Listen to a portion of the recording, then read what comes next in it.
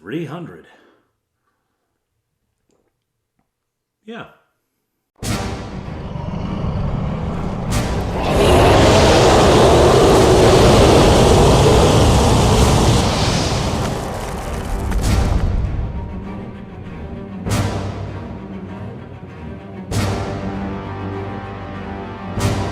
Hello everyone, I'm Father Aaron. Welcome to The Dungeon Minister!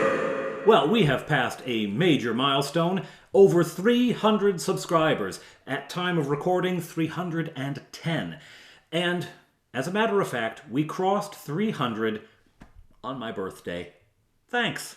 It was about 20 minutes before midnight, and I'll admit, I'm not cool. I was checking. I knew that we were getting close. And about 20 minutes before midnight, we passed 300, and so thank you. That was a lovely birthday gift. But you're not here for some YouTube self-massage. You are here for an adventure. Our heroes have returned from the quest given to them by Rupert, the quest to gather seeds to someday replant the forest of flowers that used to surround Honeywood. They have returned with some extra treasure and some more experience, but not having changed levels at all. No one has advanced. So we still have 2 second-level elves, 1 third-level halfling, and 1 fourth-level human thief.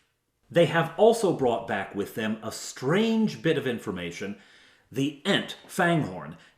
Yeah, I stole that from Tolkien. The Ent Fanghorn told them, "You must look through Hrothgar's eyes." You must look through Hrothgar's eyes. Well, what does that mean? They ask Rupert, and Rupert, well, he's either cagey or he doesn't know. The truth is, he doesn't really know. Well, Hrothgar's eyes, well, that would be north of the Northern Sea, it would. He knows this much, and Fofire would know this too. As a human, she would know that Hrothgar was a great human hero, that he was a warrior some 1,500 years ago, and that along with Haldir the elf, along with Haldir the elf, he guarded the north from invasion.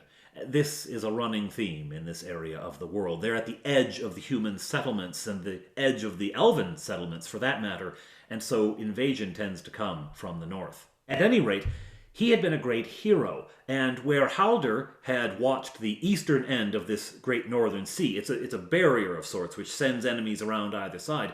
Haldir had stood guard at the east, and the adventurers have visited Haldir's Rock, where his watchtower used to stand. Hrothgar guarded the western end. And so Rupert can tell them this much. Well, I know it is north of the great Northern Sea. It is in Marnock's Teeth. Marnock's Teeth is the name for the mountain range that is north of that sea. Marnock being a great cleric, a hero from 2,000 years ago, who had first defeated a cult, a human sacrificing cult that used to occupy the area.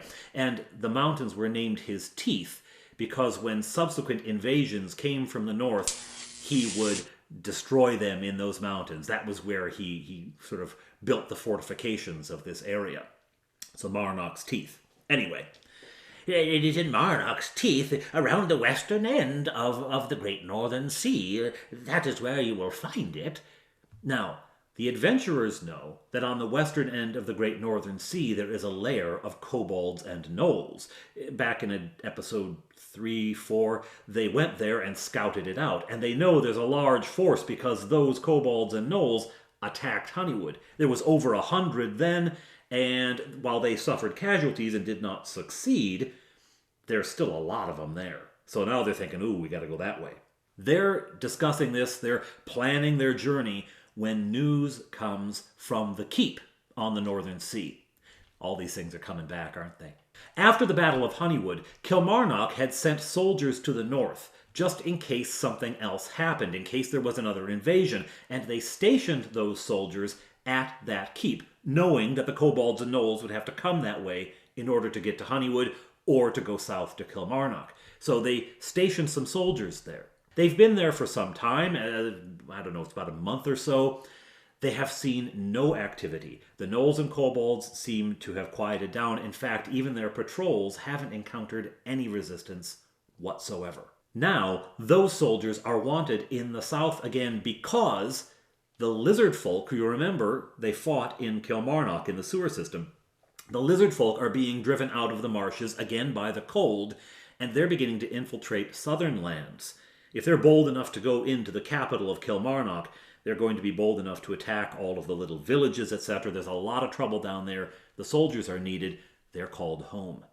So, our adventurers set out knowing that they do not have a safe base there, the soldiers have left, and that there's a lot of kobolds and gnolls in those caves. Well, that's what they assume.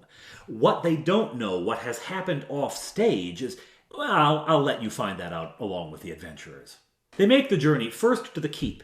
It takes them a little over a day to reach the keep, and once there, they find that it is empty. The soldiers' long stay there has convinced all the other creatures around not to bother with it. It'll take a while before they realize the soldiers have left, right? So they find the place in pretty good order. The soldiers have cleaned the place up a lot. Some of the stonework has been repaired, and it's been cleaned out. They've even left cots behind. When they came up here, they went into the woods and cut wood and made themselves cots to sleep on. They just left them behind when they went. So the adventurers have a good night's sleep at the keep. The next morning, they set out. The elves have memorized their spells. 2 magic missiles for Bob Johnny, and a sleep and a light spell for Fleetwood. They make their way along the edge of the Western Sea. This journey also takes over a day, and so halfway through they camp. They camp at the same sort of hill that they camped at the first time they made this journey. While there this time, however, they are interrupted in the night. It is during, I think, Bob Johnny's watch when he hears something in the distance moving around out in the shadows, and he wakes up the rest of the party and they get ready. And out of the shadows emerge goblins. It's just a small party of goblins, 4 of them. They're scouts. They're here checking things out, finding out the lay of the land. They have seen the Kobold caves and the Gnoll caves, and they are now striking a little further south to see where human influence starts to be felt. Well, they're about to feel a lot of human, elf, and halfling influence. A battle commences. Now, there had been an encounter if they decided not to fight, but my elves are really intense about this hating goblins thing, so fight it is. The battle doesn't take too terribly long. They dispatch them without a lot of trouble. They find on them some curious things. The goblins have electrum on them, and I'm using electrum pieces just because when I was a kid I never did, and I feel like nobody ever uses it as a coin type, so I'm just throwing it around like crazy. Maybe there's an electrum mine somewhere in Marnock's teeth up there. I don't know. But they also have a bag, an old sort of velvet bag, and in it there's a pearl-handled comb. There's a book on the history of radishes. I don't know, why not? Women's gloves, some old junk. They look like the kind of things that might be worth a little bit of money, but certainly useless to goblins. So they must have been seeking to sell them or pawn them off somehow, or kept them as treasures or tokens or something like that. What the adventurers don't realize is that the bag is a bag of holding. It doesn't look special, it doesn't look like anything unique, but it's a bag of holding. Fortunately, they do keep it because of the contents. Anyhow, the next day, they proceed on to their goal, the caves. When they arrive, coming to the edge of the forest, they spy out the land in front of them. The fire pit is there as before. The old dock is there as before. There's nothing at it. And the caves in the cliffside. Now, I've updated the caves a little bit. They don't match exactly what I put there the first time around. I figured it didn't really matter. They didn't go into them. So, they are now faced with a series of 6 openings on different levels with sort of stone ledges connecting them. No one is visible outside, although the ground around the fire pit is trampled down, and there certainly has been traffic in and out of some of the entrances. Caves A and C, is labeled on the map there, have the most footprints going in and out of them. Clearly there's something happens there. They decide that Cave A is where they will start. In they go. It is a passage that leads into the cliffside. Ahead of them they see an opening, and from there they hear a sort of growling, snarling language. It's 2 gnolls, and these gnolls are sitting down to a game. It's a sort of board with pegs in it, and you lift up the peg and you see what symbol is carved on the bottom of it, and you get another one, and if the symbols match, you win, and if they don't, you put them... It's a memory game. They're playing a children's memory game. They're gnolls. They're not so bright. So anyway, the adventurers look around. I can't remember who it was. Peeks around probably Fofire the thief, it would make sense. Peeks around the edge, sees what's happening. The party decides to attack. In they rush. It's tight quarters, so it's an awkward fight, but they overpower the gnolls and kill them. And they take their treasure. They have a few coins on them each. And Touchberry wants to keep the game. So he stuffs the game into his backpack. I don't know why. They look around, nothing else to see here. Out they go further in. The passage curves around and opens into a large chamber in which they find 3 sleeping gnolls. The battle in the guard room only took 2 rounds, and part of it was magic missiles, so we're not talking about, any clang of weapons or anything. So it was quiet enough and short enough, it didn't wake anybody up. Then they have a choice to make. Are we going to just attack them in their sleep like we did the ogre? Well, they have a discussion about this, and they decide to pay attention to their alignment. They're going to wake them up, swords ready and pointed right at them, and threaten them. They do so. They wake up the gnolls, and 2 of them are like, whoa, we give up, in gnollish. The third, however, seeing the threat, lashes out, first with fists, then grabs a club, battle on. Once he starts fighting, the other 2 jump up into the fight as well. This is a bit more pitched. We're 3 on 4 now, but they do defeat them. They kill these 3. And now they're wondering what else is going to happen. How many of these do they have to fight? And where are the kobolds? Where are the kobolds? They look around. They have a few coins on each of these gnolls, have a few coins on them the way you would. But there's nothing else. There's 2 ways out of here. So they take the one that's sort of in the northwest. It is blocked by an actual door. This is a natural cave system, but there's an actual door here, clearly added to keep something in or someone out. And the first thing they think is, this is where the treasure is, right? And so they bash the door down. This is not where the treasure is kept. Beyond, they find 2 small caverns. On the floor are various soft branches, like pine branches or fir, that kind of thing, cast around on the floor. There is an intense smell, and out of the darkness barrel 2 wild boars.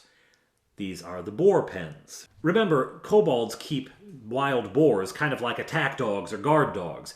Well, this is where they stable them, right? They've been woken from their nap and they're mad. So they come out fighting. Huge battle, making all kinds of noises. These boars are squealing and running and grunting, and there's yelling from the player characters. It's a huge mess.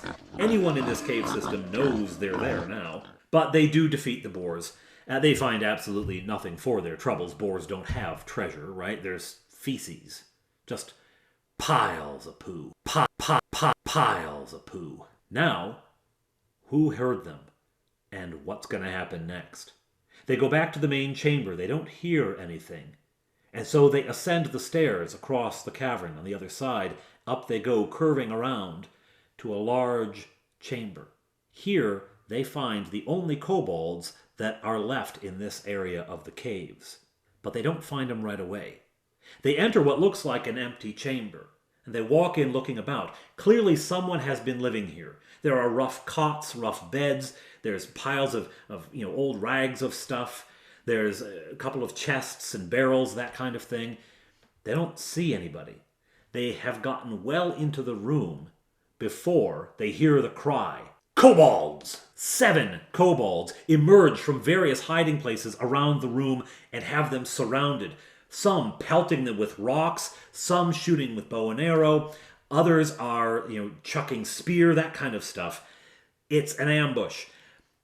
The party, gathers up, they surround up, they form the square, as it were, and they're surrounded, so the fight gets desperate, but they eventually do win. They're ambushed, but it's kobolds. They're still not very strong.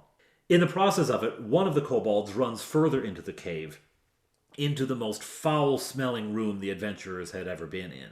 This room also has some beds and whatnot in it, but mostly it just smells like a toilet, which is what the kobolds had been using it for. Well, that kobold turns and tries to fight just with fists. He had a spear he'd thrown. He just tries to fight with fists. Obviously, that doesn't go very well. End of story for the kobold. Now, at this point, they're not trying to take prisoners, and, I kind of wish they were, because there's a whole story happening here that they're missing, but they'll get it eventually. Out from this set of caves, there is another passage which leads out to what was entrance C on the main map. As the passage approaches open air, there is another slight widening of the space, and there they find a lot of garbage, things thrown aside. This is where, if the kobolds and gnolls had been out on a raid, if they'd grabbed somebody, taken them prisoner, killed them, took their stuff, anything they didn't want, they left here. Clothing that didn't fit, any items they couldn't use. Buried among this, there is a spell scroll for a clerical spell of cure blindness. Now, they find it, the elves look at it, and they don't recognize the writing at all. So they kind of figure it's probably a clerical spell. They tuck that in their bag because they know clerics they can give it to, right? At any rate, they've come out of Cave C, having cleared that system of caves in behind. They decide to head over to entrance D. In D, still kind of blinking, having emerged from one cave and now going back into another, still blinking, they discover a gnoll, and they get ready for battle, and then they realize this gnoll is passed out, snoring. He's not just asleep, he's stone drunk. There are bottles all around him. He was posted here as a guard, but, guard duty was boring, and life was hard, so he drank away his troubles. Or drank himself into trouble, which is usually what happens. Anyway, they wake him up. They shake him. He finally wakes up. He's blotto. 3, 4, 25 sheets to the wind. He's kind of hyena-like and cowering away from them because he sees he's surrounded by 4 armed individuals and they've taken his spear away from him, right, before they woke him up. And they begin to question him. What's going on here? Why are you here? What was all that? He's barely following because he's a gnoll. He doesn't speak the common very well. This is what he can tell. He was part of Garrick's ambush party. Garrick, the leader of the gnolls, used to live up in the north near the goblin lair. And he would lead raids on the goblins. Whenever he saw the goblins out and about, alone, separated, smaller groups, he would ambush them, take their stuff, kill them. The goblins never really knew exactly who was out there. They had a sense it might be gnolls because of the footprints, but they never knew how many there were, where they were. There were around 40, maybe 50 gnolls tops. Enough that if there's a small party of goblins, they could overwhelm them. But they would never take on the main goblin force. In February, though, the goblins overran them. They were fleeing. The goblins were running away, and they didn't say why they were leaving. They were just afraid, and they ran. All they would say is the word morag, and they ran. The gnolls were pushed out by the goblins, and being a smaller group, they traveled faster, and they ran down and found the kobold lair. The gnolls figured this was a happy accident, invaded the kobold lair, lost some of their people doing it, but took over the place. And both being sort of dog-like creatures, the gnolls figured, great, we're going to take this over. They're our servants now. These are going to be our slaves. So they took over the kobold lair. That didn't last long, however, because eventually the goblins came down and drove them all out. They then traveled to the west and found these caves.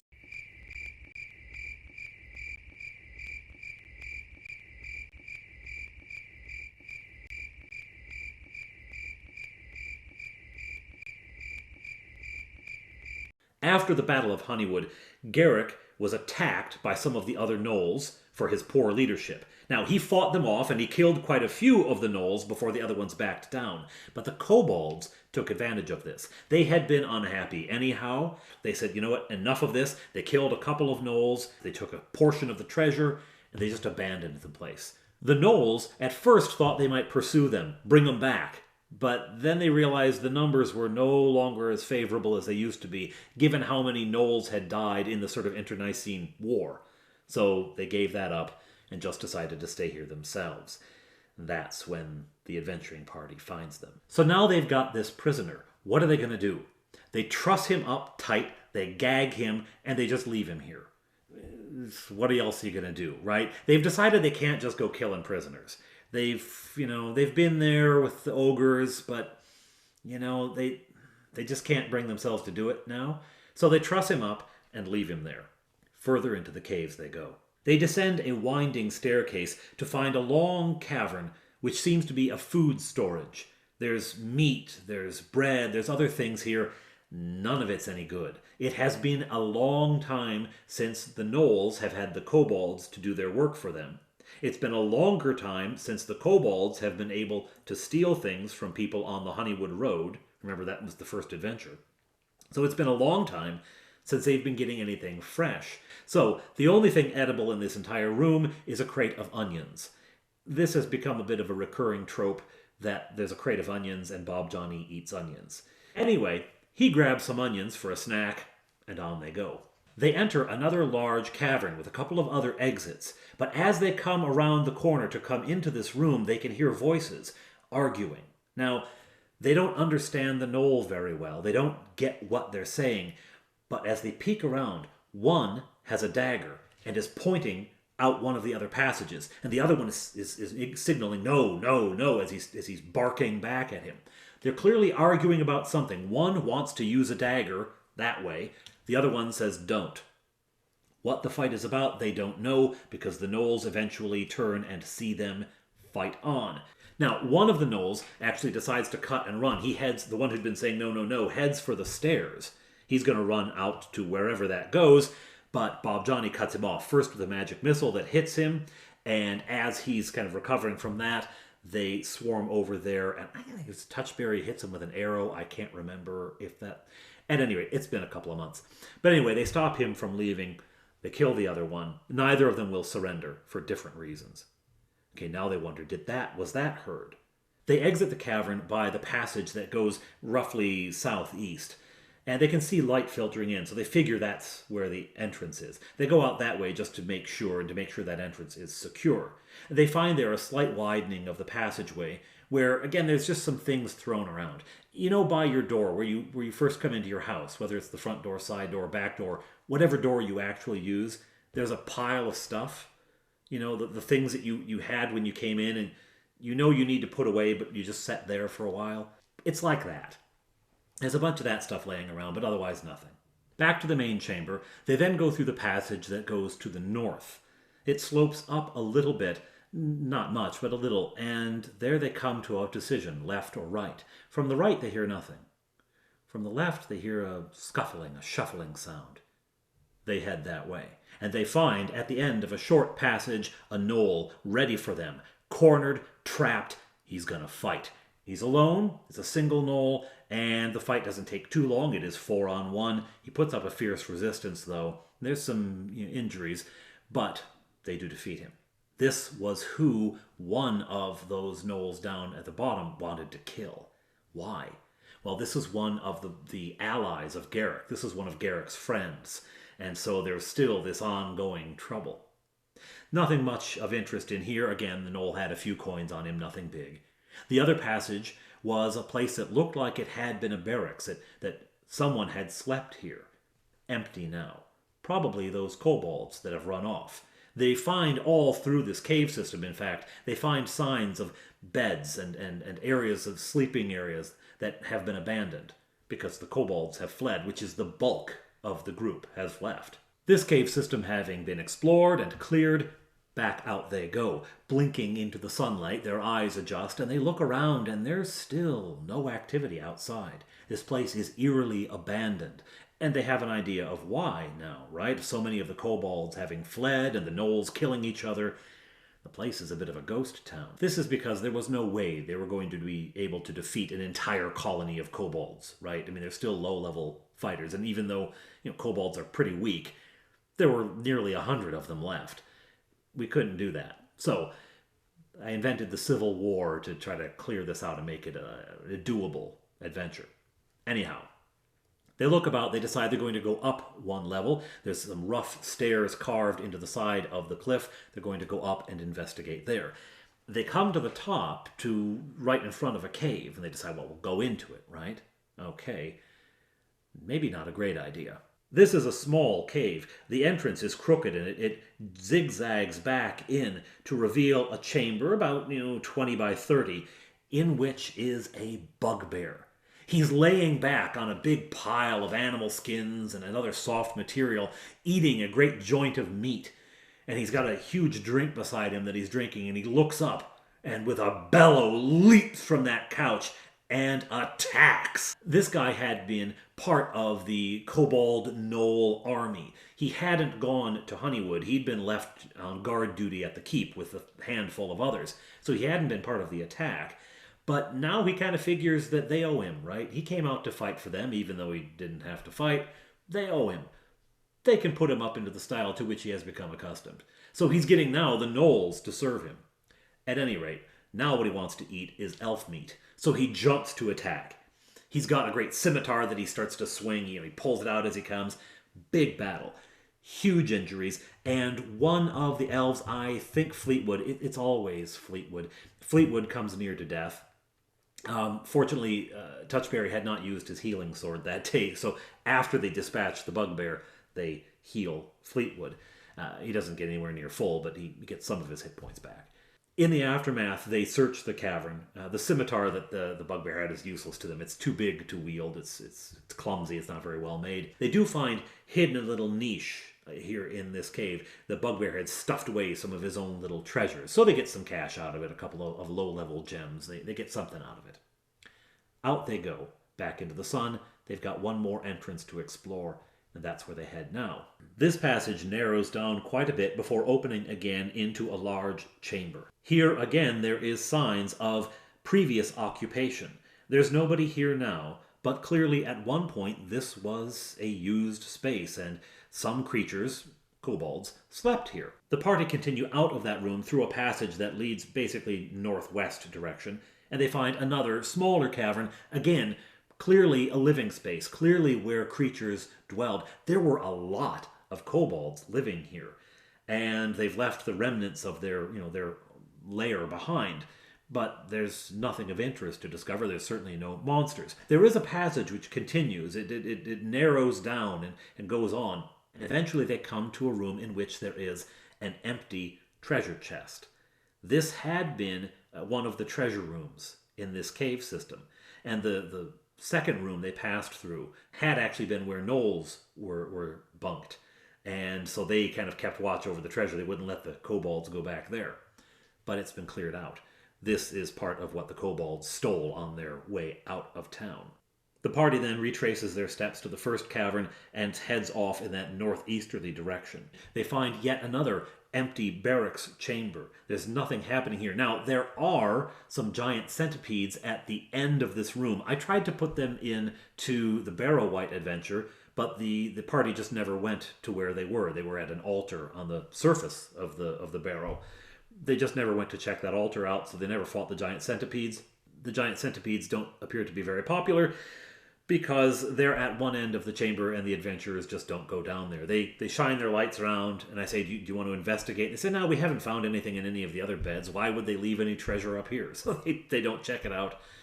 The centipedes go unfought. They'll get you someday, you little buggers. They'll get you. I'm going to keep bringing the centipedes back until they have to fight them. Anyway, today they don't. They go through the other passage. This leads a little way and branches off, and from the left-hand branch they see light coming, so they get very cautious and very quiet. Coming from there is a snarling, doggish hyena voice. It's Gnolls. The party decides to go in fast and hot. They find that difficult because the passage gets very narrow, and so they have to kind of squeeze through one at a time, and what they barge in on is two Gnolls also playing that curious little game. But one of these Gnolls is Garrick. He has been losing the game, incidentally, and he's getting very frustrated. The intrusion of the party is actually a welcome interruption for him. Bob Johnny is first into the room. He's usually first because he has the best armor class, and so both of the Gnolls leap up, initiative roll. The Gnolls get it and attack Bob Johnny. He has the common sense to get out of the way of the door, to use part of his action to get off to the side so that more of the party can come in, and the battle is on. This one gets very pitched because Garrick is tough. The other Gnoll goes down pretty early. He's dispatched within the first 2 rounds of fighting at the least. Because again, it's 4-on-2.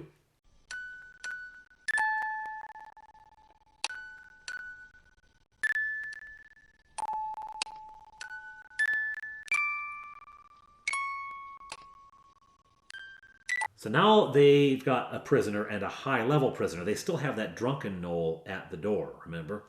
One of the other caves. And now they've got Garrick, and they can start asking him questions. And he reiterates what had been said earlier. Morag. All they knew was that the goblins had run from Morag. That the mountains were no good anymore because the goblins were running from Morag. They don't get what that means. Now, part of this, Garrick doesn't want to tell them. He'd like them to find out the hard way. Second thing is, Garrick doesn't know a lot. What he does know, he doesn't tell all of, and much of it he guesses at. And the third, he doesn't speak common very well, so there's a language barrier. So they're getting dribs and drabs of information, but it's cementing in their heads the name Morag. Morag is to be feared. Then they get the idea to ask about Hrothgar's eyes, because he lives in the north, he's lived in this end of the sea for some time, maybe he knows, and he has heard of it. And he gets a bit of a wicked smile on his face, on his canine face. This evil smile curls his lips. And he says, "I show you way, Hrothgar. I show you way." Great, he'll guide us there. No guide. No guide. You let go. I give you map. So they discussed this a while. Can we trust him? Well, we don't have a map now. Any map is better than no map. But what if it's a map that's wrong or purposely wrong, right? What if he's guiding us into danger? Well, he is. But he's also telling them where Hrothgar's eyes are. He's actually going to give them the correct directions. It's just going to be dangerous. Anyway, they finally agree, okay, draw us a map. And then he says, have no paper. Okay, what are we going to write on? And then one of them remembers the history of radishes, the book that the goblins had. So he pulls out the history of radishes, opens to one of the covers where it's blank, and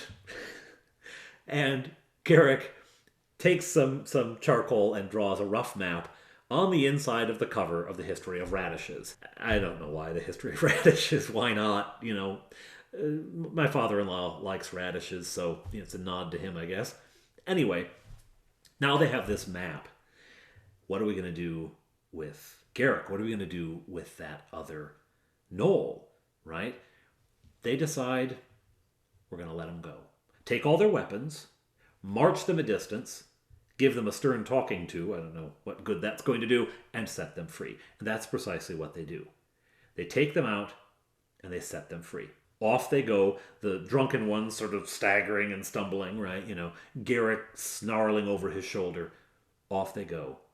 Done with them, they think. They look a little further into the caves, and they discover a treasure cache. Now, it's not huge. It's not what the Kobolds and Gnolls would have had at their full strength. The Kobolds took off with a lot of it, right?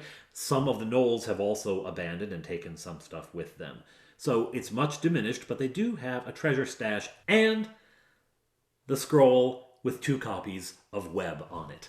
Now, the elves are still second level. This adventure does not raise them up another level, but they have it now. So once they reach 3rd level, which they're going to do during this journey, once they reach 3rd level, they'll be able to put this in their spellbook right away. They won't have to go back to their teacher to get a spell to put into their spellbook. So they stash that away.